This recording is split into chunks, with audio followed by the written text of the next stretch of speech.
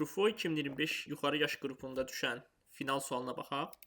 Belə bir tənlik verilibdir. Bu tənliyin həlləri soruşulur. Əgər x, y, z bərabər olsalar, buradan tapılır ki, onlar 3/2-yə bərabər olanda tənliyin həlli olur.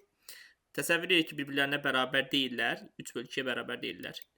X 3/2-dən böyük olarsa, y bərabərdir 6 bölünsün 2x çıxılsın 1-in kvadratı və məxrəcə 3/2-dən böyüyü tətbiq edəndə bütün ifadə kiçik olacaq. 6 bölünsün. X-in yerinə 3/2 qoyanda 3 çıx 1-in kvadratı, yəni 2-nin kvadratı tapılır nə? 3/2. Tapılır ki, y kiçikdir 3/2-dən.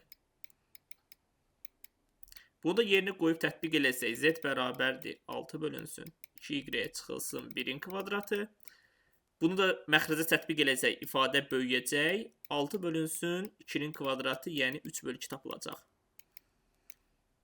Buradan tapdıq ki, z böyükdür 3/2-dən.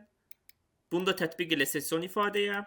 X bərabərdir 6 bölünsün 2z çıxılsın 1-in kvadratı. Məxrəcə tətbiq eləyəndə ifadə kiçik olacaq. Nədən? Yenə 3/2-dən və bu da bir ziddiyyətdir. X həm 3/2-dən kiçik, həm də 3/2-dən böyük ola bilməz. Əksində fərz etsək, x kiçikdir 3/2, o zaman da tapacağıq ki, x böyükdür 3/2, bu da bir ziddiyyətdir. Deməli, yeganə həllimiz x, y, z bərabər olduqda mümkündür.